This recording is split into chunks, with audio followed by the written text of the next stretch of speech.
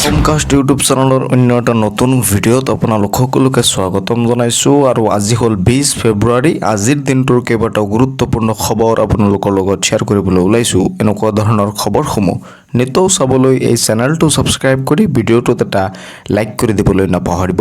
আজিৰ দিনটোত বহুখিনি গুৰুত্বপূৰ্ণ খবৰ একেলগে আপোনালোকৰ লগত একেটা ভিডিঅ'তে শ্বেয়াৰ কৰা হ'ব। গতিকে ভিডিঅ'টো প্ৰথমৰ পৰা শেষলৈকে অলপো স্কিপ নকৰাকৈ সম্পূৰ্ণৰূপে চাব। সৰু এটা অনুৰোধ কৰিম, ভিডিঅ'টো শেষত শ্বেয়াৰ কৰি দিব যাতে সকলোৱে চাব পাৰে। মোৰ চেনেলটো ছাবস্ক্ৰাইব কৰিবলৈ নাপাহৰিব।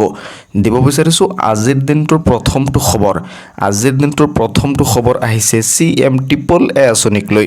শোণিতপুৰ, বিশ্বনাথ আৰু দৰং জিলাৰ যুৱক যুৱতীসকলকো সামৰি লৈ মুখ্যমন্ত্ৰীৰ আত্মনিৰ্ভৰ অসম অভিযানৰ দ্বিতীয় সংস্কৰণে মাননীয় মুখ্যমন্ত্ৰী ডক্টৰ হিমন্ত বিশ্ব শৰ্মাই তেজপুৰৰ গৌৰদৌলত জিলাকেইখনৰ 6,561 গৰাকী উদ্যমীৰ মাজত 65 কোটি টকাৰ পুঁজি বিতৰণৰ প্ৰক্ৰিয়াৰ আজি শুভাৰম্ভ কৰে। উল্লেখযোগ্য যে 19 ফেব্ৰুৱাৰী তাৰিখে ৰাজ্যৰ মুখ্যমন্ত্ৰী ডক্টৰ হিমন্ত বিশ্ব শৰ্মাই এই CM আঁচনিৰ অধীনত শোণিতপুৰ, বিশ্বনাথ আৰু দৰং জিলাৰ 6,561 গৰাকী যুৱক যুৱতীসকলৰ মাজত এই ধন বিতৰণ কৰিছে আৰু তাত 65 কোটি টকাৰ পুঁজি বিতৰণৰ প্ৰক্ৰিয়া শুভাৰম্ভ কৰিছে ৰাজ্যৰ মুখ্যমন্ত্ৰী ডক্টৰ হিমন্ত বিশ্ব শৰ্মাই। আপোনাৰ সমষ্টিত বা আপোনাৰ জিলাত এই CM আঁচনিৰ টকা বিতৰণৰ কাম আৰম্ভ হৈছে নে নাই বা আপুনি পাইছে নে নাই এটা কমেণ্টছ কৰি জনাবলৈ নাপাহৰিব। দিব বিচাৰিছোঁ আন এটা গুৰুত্বপূৰ্ণ খবৰ। ফুটবল খেলি থাকোঁতেই শ্বিলঙৰ সাংসদ ৰিকি জে সিংকনৰ শোকাবহ ঘটনা। ফুটবল খেলি থাকোঁতেই শ্বিলঙৰ সাংসদ ৰিকি জে সিংকনৰ কৰুণ মৃত্যু সংঘটিত হৈছে। হৃদক্ৰিয়া বন্ধ হৈ কৰুণ মৃত্যু ঘটে সাংসদগৰাকীৰ। মাওলাইত এখন ফুটবল খেলত অংশগ্ৰহণ কৰিছিল VPPৰ সাংসদগৰাকীয়ে। হঠাৎ হৃদক্ৰিয়া বন্ধ হৈ খেলপথাৰতেই পৰি গৈছিল সাংসদগৰাকী। হঠাৎ তেওঁৰ হাৰ্ট এটাক হৈ খেলপথাৰতে কি হৈছিল, এই সাংসদগৰাকী পৰি গৈছিল। ততাতৈয়াকৈ হাস্পতালত ভৰ্তি কৰোৱা হৈছিল যদিও মৃত্যু ঘটে সাংসদগৰাকীৰ। যুৱ সাংসদগৰাকীৰ মৃত্যুৰ শোক প্ৰকাশ কৰিছে মুখ্যমন্ত্ৰী কনৰাড চাংমাই। হৃদক্ৰিয়া বন্ধ হৈ খেলপথাৰতে পৰি গৈছিল সাংসদগৰাকী। ফুটবল খেলি থাকোঁতেই শ্বিলঙৰ সাংসদ ৰিকি জে সিংকনৰ কৰুণ মৃত্যু সংঘটিত হৈছে।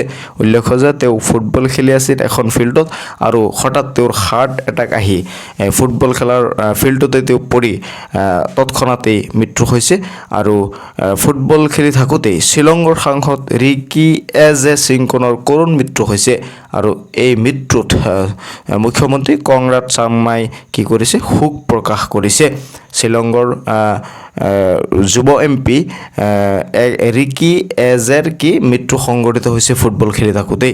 ৰিকি জে সিংকনৰ কৰুণ মৃত্যু সংঘটিত হৈছে আৰু ততাতৈয়াকৈ হাস্পতালত ভৰ্তি কৰোৱা হৈছিল যদিও তেওঁৰ মৃত্যু ঘটে। দিব বিচাৰিছোঁ আন এটা গুৰুত্বপূৰ্ণ খবৰ। আজি হ'ল 20 ফেব্ৰুৱাৰী। বহুত মহিলাই হয়তো ভাবি আছে যে আজি অৰুণোদয় আঁচনিৰ যি 8,000 টকা দিয়াৰ কথা আছিল, ৰাজ্যৰ মুখ্যমন্ত্ৰী ডক্টৰ হিমন্ত বিশ্ব শৰ্মাই উল্লেখ কৰিছিল বা ঘোষণা কৰিছিল, সেই 8,000 টকা হয়তো আজি তেওঁলোকৰ বেংকৰ একাউণ্টত সোমাব। এইখিনিতে মই আপোনালোকক জনাই দিব বিচাৰোঁ, অৰুণোদয় আঁচনিৰ যি 8,000 টকা আছে, সেই 8,000 টকা আজি অৰ্থাৎ 20 ফেব্ৰুৱাৰী তাৰিখে আপোনাৰ বেংকৰ একাউণ্টত নোসোমাই। ইয়াৰ পৰিৱৰ্তে 10 মাৰ্চত অৰুণোদয় হিতাধিকাৰীয়ে লাভ কৰিব 9,000 টকা। এই 8,000 টকা আপোনালোকৰ ফেব্ৰুৱাৰী মাহৰ 20 তাৰিখে সোমোৱাৰ কথা আছিল, কিন্তু ফেব্ৰুৱাৰী মাহৰ 20 তাৰিখে এই 8,000 টকা নোসোমাই আপোনালোকৰ মাৰ্চ মাহৰ 10 তাৰিখে 9,000 টকা 1,000 টকা বঢ়াই দি পেলাই ৰাজ্যৰ মুখ্যমন্ত্ৰী ডক্টৰ হিমন্ত বিশ্ব শৰ্মাই আপোনালোকৰ বেংকৰ একাউণ্টত দিব বুলি তেওঁ ঘোষণা কৰিছে। 10 মাৰ্চত লাভ কৰিব 9,000 টকা।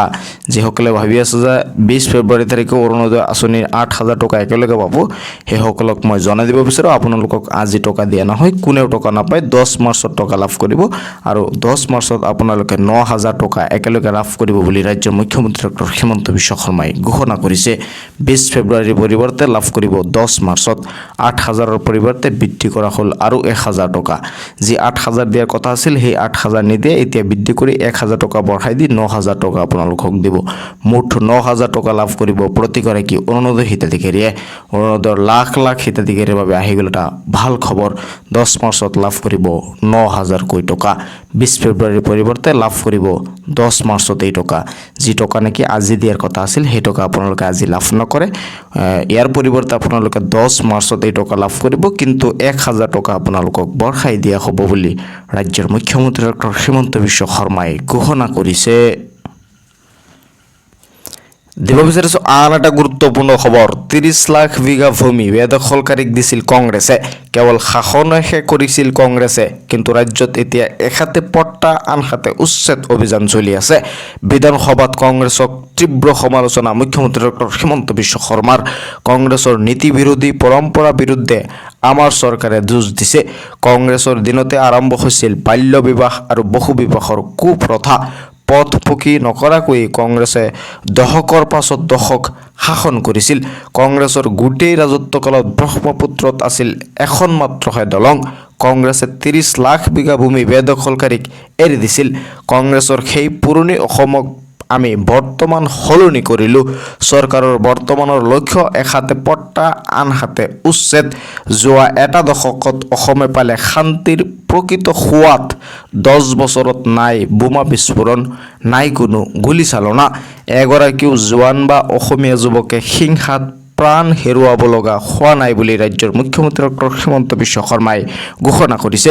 বিধানসভাত কংগ্ৰেছক তীব্ৰ সমালোচনা মুখ্যমন্ত্ৰী ডক্টৰ হিমন্ত বিশ্ব শৰ্মাৰ। কংগ্ৰেছৰ নীতি বিৰোধী পৰম্পৰাৰ বিৰুদ্ধে আমাৰ চৰকাৰে যুঁজ দিছে বুলি ৰাজ্যৰ মুখ্যমন্ত্ৰী ডক্টৰ হিমন্ত বিশ্ব শৰ্মাই ঘোষণা কৰিছে। তেওঁ ঘোষণা কৰে যে বিধানসভাত তেওঁ কংগ্ৰেছক তীব্ৰ সমালোচনা কৰে আৰু এগৰাকীও জোৱান বা অসমীয়া যুৱকে হিংসাত প্ৰাণ হেৰুৱাব লগা হোৱা নাই বুলিও তেওঁ উল্লেখ কৰিছে। 10 বছৰত নাই কোনো বোমা বিস্ফোৰণ, নাই কোনো গুলীচালনা, এই কথা উল্লেখ কৰে ৰাজ্যৰ মুখ্যমন্ত্ৰী ডক্টৰ হিমন্ত বিশ্ব শৰ্মাই। তেওঁ আৰু উল্লেখ কৰে কংগ্ৰেছৰ দিনত মাত্ৰ ব্ৰহ্মপুত্ৰৰ ওপৰত এখন মাত্ৰহে দলং আছিল। চৰকাৰৰ বৰ্তমান লক্ষ্য এহাতে পট্টা আনহাতে উচ্ছেদ অভিযান চলোৱা। এনেদৰে ৰাজ্যৰ মুখ্যমন্ত্ৰী ডক্টৰ হিমন্ত বিশ্ব শৰ্মাই কংগ্ৰেছক তীব্ৰ সমালোচনা কৰা দেখা গৈছে। চৰকাৰী পকী ঘৰ লাভক লৈ আহি গ'ল এটা ডাঙৰ খবৰ। গোহালি ঘৰ, শাসৰ ঘৰ, কেঁচা ঘৰ বুলি ফটো দিয়াসকল এতিয়া বিপদত পৰিব। চৰকাৰী ঘৰ লাভৰ বাবে ভুল তথ্য দিয়াসকল পৰিব বিপদত। কেৱল গৃহহীন দৰিদ্ৰ যোগ্য পৰিয়ালহে লাভ কৰিব চৰকাৰী পকী ঘৰ। গাঁৱে গাঁৱে পঞ্চায়ত সভাপতিক জৰীপ চলোৱাৰ নিৰ্দেশ দিয়া হৈছে। প্ৰকৃততে পকী ঘৰ নাই বুলি পঞ্চায়ত সভাপতি সচিবে গাঁও সভাত লিখি দিব লাগিব। জিঅ' টেগ কৰাসকলক বিভাগীয়ভাৱে চলোৱা হ'ব জৰীপ। ছেটেলাইটৰ জৰিয়তে চলোৱা হ'ব এই জৰীপ। মন্ত্ৰী ৰঞ্জিত দাসে কৰিলে ডাঙৰ ঘোষণা। চৰকাৰী পকী ঘৰ লাভক লৈ আহি গ'ল এটা ডাঙৰ খবৰ। যিসকলে নেকি চৰকাৰী পকী ঘৰ পোৱা নাই সেইসকলক লৈ ইতিমধ্যে এটা ডাঙৰ খবৰ আহি গৈছে যে গাঁৱে গাঁৱে ইতিমধ্যে জৰীপ চলোৱা হৈ আছে। ছেটেলাইটতে জৰীপ চলোৱা হ'ব। প্ৰকৃত যোগ্য হিতাধিকাৰীক লৈ পেলাই এখন শুদ্ধ তালিকা প্ৰস্তুত কৰিব আৰু সেই তালিকা মতে চৰকাৰে হিতাধিকাৰীসকলক ঘৰ বিতৰণ কৰিব বুলি মন্ত্ৰী ৰঞ্জিত দাসে ঘোষণা কৰিছে। দিব বিচাৰিছোঁ আন এটা গুৰুত্বপূৰ্ণ ৰাজনৈতিক খবৰ। অসমৰ ৰাজনৈতিক ইতিহাসৰ বৃহৎ যোগদান। 163খন বাছ, 500 বাইকেৰে দলে দলে বিজেপিত যোগদান কৰা দেখা গৈছে। অসমৰ ৰাজনৈতিক ইতিহাসৰ বৃহৎ যোগদান কাৰ্যসূচী। একেলগে একে স্থানত হাজাৰ হাজাৰ লোকৰ যোগদান কাৰ্যসূচী সংঘটিত হৈছে। এইবাৰ শংকৰজ্যোতি বৰুৱাই দেখুৱালে নিজৰ শক্তি প্ৰদৰ্শন কৰি শংকৰজ্যোতি বৰুৱাই ক'লে ডিব্ৰুগড়ৰ মানকটা খেলপথাৰত বৃহৎ যোগদান কাৰ্যসূচী আৰম্ভ হৈছিল। দুলীয়াজান সমষ্টিৰ পৰা 6,000তকৈও অধিক লোকৰ যোগদান হৈছে বিজেপিত। 163খন বাছ, 500 বাইকেৰে দলে দলে যোগদান কৰা দেখা গৈছে। দিলীপ শইকীয়া আৰু জয়ন্ত মল্ল বৰুৱাৰ উপস্থিতিত যোগদান কাৰ্যসূচী আৰম্ভ হৈছিল। একেলগে একে স্থানত হাজাৰ হাজাৰ লোকৰ যোগদান। একেলগে একে স্থানতে বিজেপিত হাজাৰ হাজাৰ লোকৰ যোগদান হোৱা দেখা গৈছে। দিলীপ শইকীয়া আৰু জয়ন্ত মল্ল বৰুৱাৰ উপস্থিতিত যোগদান কাৰ্যসূচী অনুষ্ঠিত হৈছিল। 163খন বাছ আৰু 500 বাইকেৰে দলে দলে হাজাৰ হাজাৰ লোক এতিয়া বিজেপিত যোগদান হোৱা দেখা গৈ আছে। দুলীয়াজান সমষ্টিৰ পৰা 6,000তকৈ অধিক লোকৰ যোগদান হৈছে। ডিব্ৰুগড়ৰ মানকটা খেলপথাৰত বৃহৎ যোগদান কাৰ্যসূচী আৰম্ভ হৈছিল। এইবাৰ শংকৰজ্যোতি বৰুৱাই দেখুৱালে নিজৰ শক্তি। একেলগে একে স্থানত হাজাৰ হাজাৰ লোকৰ যোগদান হোৱা দেখা গৈছে। অসমৰ ৰাজনৈতিক ইতিহাসৰ বৃহৎ যোগদান কাৰ্যসূচী সংঘটিত হৈছিল। অসমৰ ৰাজনৈতিক ইতিহাসৰ বৃহৎ যোগদান বুলি এইটো ক'ব পাৰিব, কাৰণ 163খন বাছ আৰু 500 বাইকেৰে দলে দলে বিজেপিত যোগদান হোৱা দেখা গৈছে। অসমৰ ৰাজনৈতিক ইতিহাসৰ এইটো এটা বৃহৎ যোগদান কাৰ্যসূচী আছিল। আজিৰ এই দিনটোৰ গুৰুত্বপূৰ্ণ খবৰখিনি আপোনালোকে শ্বেয়াৰ কৰি দিব যাতে সকলোৱে চাব পাৰে। লগতে মোৰ এই চেনেলটো ছাবস্ক্ৰাইব কৰি ৰাখিব, যেতিয়া মই পৰৱৰ্তী ভিডিঅ' আপলোড কৰোঁ আপোনালোকে অতি সহজতে সেই ভিডিঅ'টো চাব পাৰিব।